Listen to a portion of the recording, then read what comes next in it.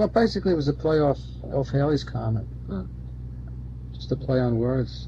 That's it. Halley's Comet comes once every 5,000 years, yeah. They come at least once a day. Yeah, we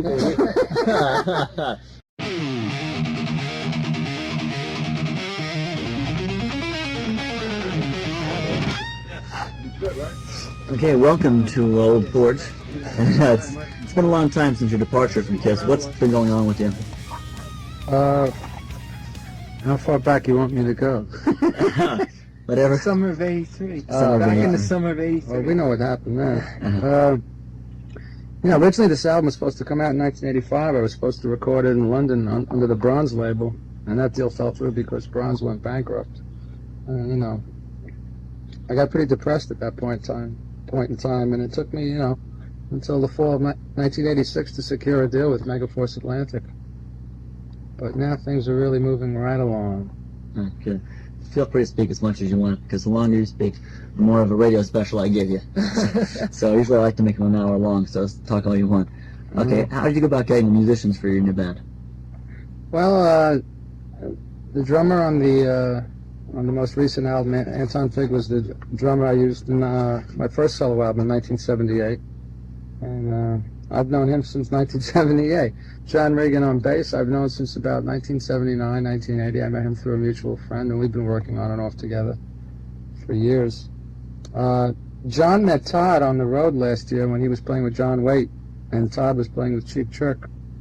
So he brought, when we were auditioning guitar player singers, we flew Todd in from San Diego, and he worked out great.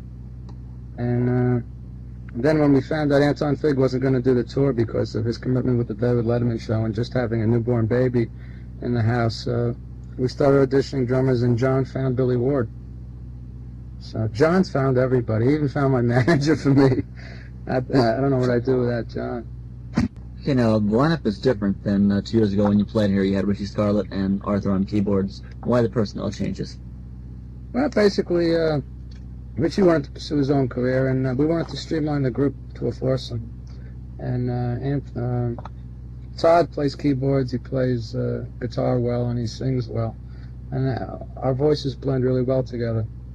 So I just wanted to have a four-man group, and since Richie wanted to really have his own solo band, it was basically just a logical thing to replace him with somebody like Todd. Okay, how did you get the record deal with Megaforce Atlantic? I got together with Eddie Kramer, my old producer, played him some of my most recent material. And Eddie had been working as producing some other groups for Megaforce. And he flipped out over the stuff. He played it for Johnny Z, and I had lunch with Johnny Z, and over a tuna fish sandwich, I negotiated a record contract. Good deal. I wish I could do that. Yeah. He was pretty impressed with the whole deal. And 2 weeks later, he merged with Atlantic Records, so I got the best of both worlds. I have the intimacy of a small label, where I can call, the president any time, night or day, and, I can talk to him personally. And we have, the power and the clout of a major label like Atlantic and, the Weir Group. That's good. That's good. I mean, how did you come up with the name, labeling your last name with the word Comet, Frehley's Comet? How did you... Well, basically it was a play off Halley's Comet. Just a play on words. All right. I mean, Halley's Comet's gone, but Frehley's Comet's here to stay. That's it. Halley's Comet comes once every 5,000 years, yeah. They come at least once a day. Yeah, we No pun intended. Well, we can edit any of this. So, Oh, God. well, we saw you twice. I mean, come to your town. Yeah, when Ace comes to your town, Ace comes to your town. But I wasn't necessarily going to come in your town. But that's not a bad idea either. We'll work on that. You got a lot of girls out there, so we'll pick something up. Okay, is it difficult for you to be playing small clubs after you've headlined major arenas for many years? I don't have a problem with it at all, Rock Commander is a celebration of rock and metal culture. Manage your own rock bands, connect with a passionate community, and experience exclusive collaborations with real bands like... Hey folks, Gus G here. Jean Beauvoir here. Hammerfall has entered the stage.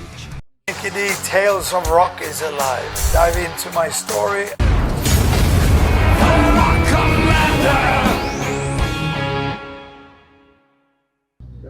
this is the beginning of a new tour, you know, with a new album, and you know, this is only going to happen for the next month or so. Then we're going to be, you know, moving up to much larger arenas, and by August we'll be playing, you know, 5,000 to 10,000 seaters, co-headlining with Y&T, and then in the fall we've already got offered Nassau Coliseum in New York, and bigger and better things that definitely, really, you know, within the next couple of months are going to be happening. So this is just basically warming up and tightening up the group, because we've never performed live before. This is only our fourth show tonight as a group. Yeah. So we're still fine-tuning the unit, but, you know, it sounds good. I'm really happy with the sound of the band. From what I hear, you got a knockout show. From Derek Simon was telling me about it. He said it's going to be pretty good, so we'll just have to wait and see. The sound check was great. We kick a little ass. Yeah, that's what you got to do. But how long is your set? It's probably, with encores, about an hour and 20. Great. Good. Okay. That's minutes, that is. Oh, okay. Not in days or anything. Yeah, Okay, how many videos can we expect from this album? We're planning a second video to be filmed about 2 weeks from today up in Canada, and that'll be Rock Soldiers, which will be the second single. And then they're talking about possibly Calling to You as the third single. You know, probably maybe at the, you know, in the fall. Hi, what do you think of MTV and the whole video scene? I don't have a problem with MTV. I mean, I hear stories about groups not wanting to do videos, and I mean, a video is the best advertisement you can do for your album. I mean, and especially for somebody like me who's been away from the marketplace for so long, you know, I'm looking forward to, you know, I had fun doing the first video, Into the Night, and then I'm looking forward to shooting our second video. Yeah. I don't have a problem with videos, you know. I feel comfortable in front of the camera. Thanks, God. We saw the video, Into the Night, and it's very good. And it seems everything's relaxed. It's good. Some people could just throw anything up there, but it seemed like you had a little bit of the curly people in the curly video. people. So I'd say you got to see Ace's video. It's got all the curly people. And everybody curly was in there. Especially in the back of the bus. Yeah. Check it out. But that's great. But okay, one more thing. I got one question. Okay, I have a couple, and you can take whatever you have. When you played last time at Scranton, you did a song called "Back on the Streets." Then a little later on Vinnie Vincent's album, we see the same songs, exact same same order and thing. And well, that was written by Vinnie, and at the time my manager was also managing Vinnie Vincent. Since then, I don't have that manager anymore. I have a new manager. So originally, I was told that song was going to be for me, and Vinnie gave it to me, and then next thing I know, he did it on his own album. So I decided to drop it from my repertoire. Yeah. To save any conflicts, I guess. Well, I just, Comparison. Yeah. I don't need any kind of comparison with me and Vinnie anymore. Yeah. You know, I think it's. I know it's over. It's history. But okay, go ahead, Al. I told you before when we were standing, I'm so impressed with the work of the Fraction Mirror, the song off your first solo album. And I mean, we even went as far as to name our band Fraction Mirror. My girlfriend did a 5-page report for her music class on the song. I mean, really, we really get into it because it has all the emotion in it of life and death. And That's news to me. seriously, if you listen to it, any mood you're in, it will fit.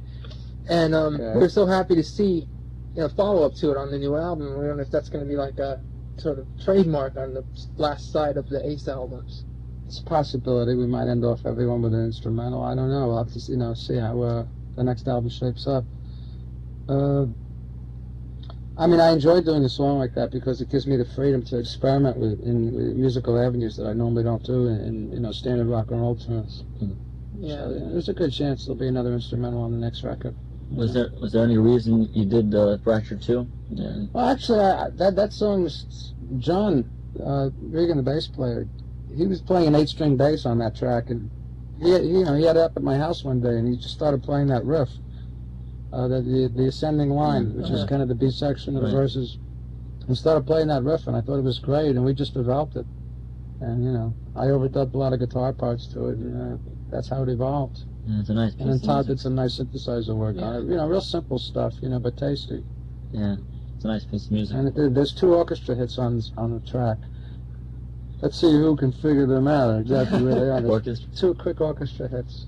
But It's actually somewhere in the soloing section, but All right, well, we'll keep that in You mind. never anticipated, so. I should have asked that one to give the tickets away. Pick out the orchestra. Well, kids calling up, well, I think it's... Which measure? Yeah, which measure is it in? Yeah, some metalheads calling up, oh, gee, man, what's a measure? But, How about another juicy question for Ace? alrighty. Finally, once and for all, I'll ask him face to face. Ace, did you play any guitar on Creatures of the Night?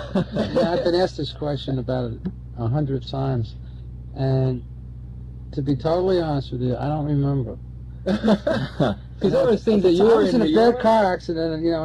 and the doctor had me on all these painkillers, and I was pretty out of it. And I remember rehearsing the songs prior to the car accident, and we may very well have cut some basic tracks, that I'm on, but I don't really remember. I know that Bob Kulick did some stuff on that album, Sure, yeah. and he was up here a while ago. I ran into him, and a few other guys did some stuff on there. Well, I think Vinny played some stuff. Vinny did some stuff, Vinny and Bob did, right? and Steve Farris from. I don't really know. I mean, I was real sick at that point in my life, Yeah. and I know prior to the album, I was rehearsing with the band, and we were going over the tracks, and I don't remember. We're very glad you recovered. Yeah, Well, for a while yeah. I wasn't sure. Well, the nice thing though, whenever I get sick, or whether I get busted for the DWI or whatever, the fan mail always keeps coming in supportive of me, and it's always helped me through some tough times in my life. And I just want to thank all my fans for not forgetting me, when things weren't going well. We were there. Yeah. That's But- rock and roll. That's what it's all about. I won listening to a few concerts, and like I'd be at the Brendan Byrne Arena at a Kiss concert, and everyone would be saying, "Hey, where'd you get that?" I said I had that made, And I said, "Oh man, that's great," and they'd be slapping me high fives. Ace is like the big topic at even the concerts. Some kid had a banner out in the parking lot at Brendan Byrne Arena last year with a big picture of me saying "Bring back Ace," and it was like 40 kids chanting. It's just it's heartwarming to me. I've been away for a couple of years now, and the response I've been getting in concert has just been overwhelming from the fans. So it makes me feel hey, I'm glad I'm back, and I'm gonna keep my act together. Right. Well, when you appeared last time, you did some songs like we were talking about before. Remember Me, the one that Yeah, I Into mentioned. My Arms. Now, are those going to appear on the next? I can't say for sure. We have so many songs, From the time I left Kiss till now, there's about 50 songs I've been involved with and have recorded. And all I can say is, when we sit down and start playing the next record, and whoever's going to produce it with me, we'll just have to sort through all the material and pick out 10 best songs. I can't say for sure if they're going to be on it, but there's a good chance. One or two of those might make it onto the next record.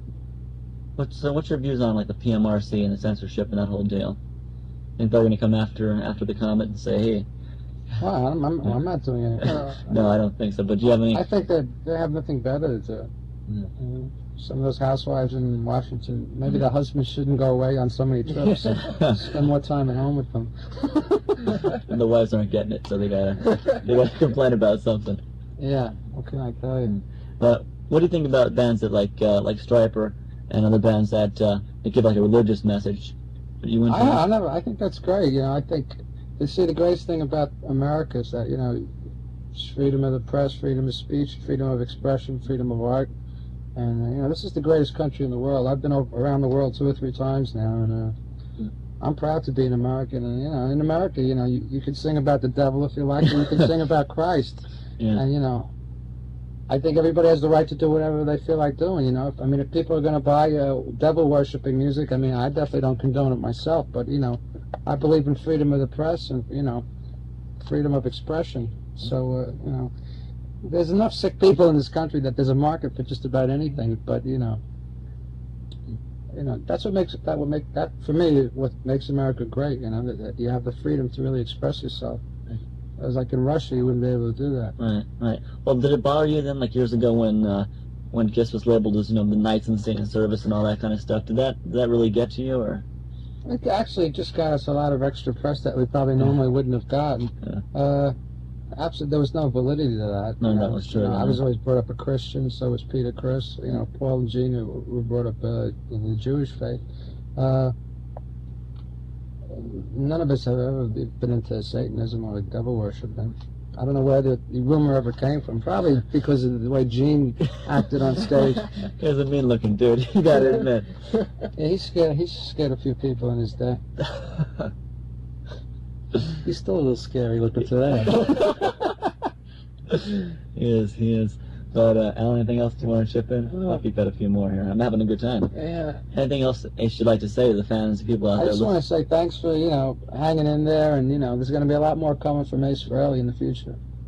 And any different plans for the next album? I mean, anything, like totally like, a jazz album, all acoustic album, a polka band? No, I think, basically, what I'm doing now is basically just a continuation of my first solo album, working with better musicians, In the first solo album, I played bass on almost all the tracks and played all the guitar work. And now I got the help of John and Todd, And I think it's basically going to be, real similar to the stuff I've done in the past.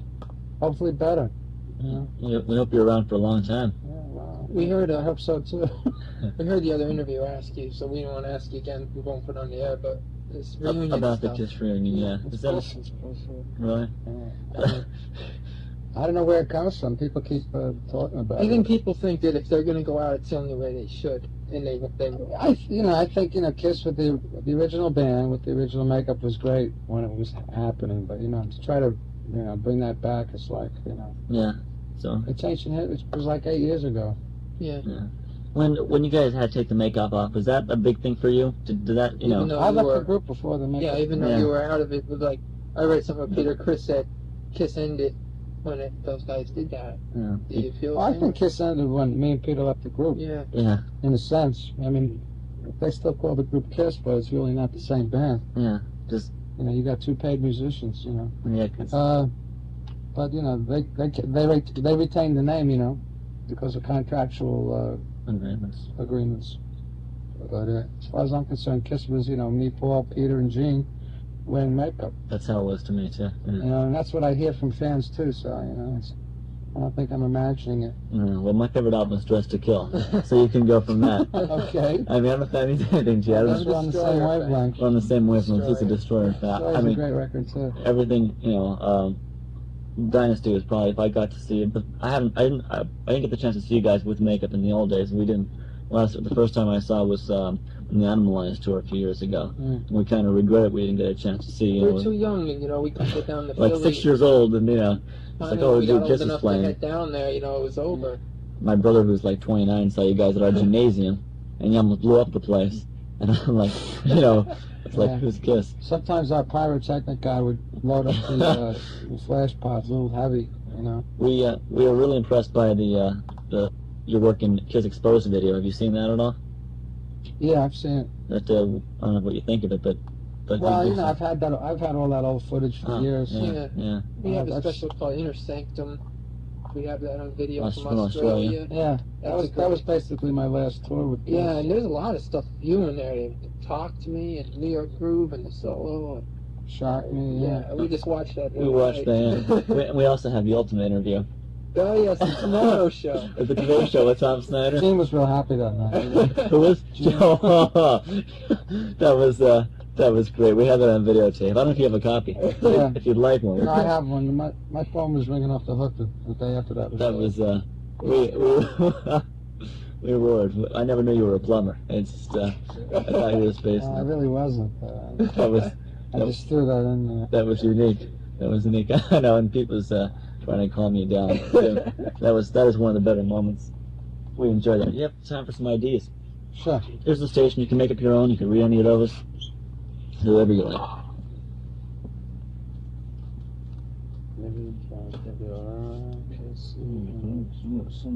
It's Wilkes-Barre. Wilkes-Barre, Wilkes-Barre, either pronunciation, however you want to say it.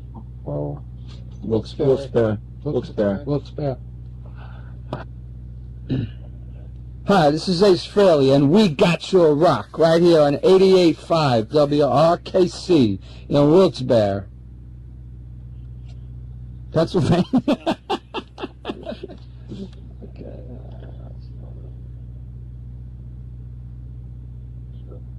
How do you pronounce that, Joe? Oren? Oren, yeah. Hi, you rock soldiers out there. This is Ace Frehley, and you're tuned into Joe Oren on 88.5 WRKC in Wilkes-Barre.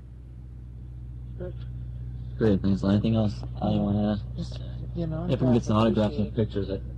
Hi, this is Ace Frehley, and we're rocking Into the Night. Yeah. Cool. I'll use them all. You can sit here and talk all day if you want. It is.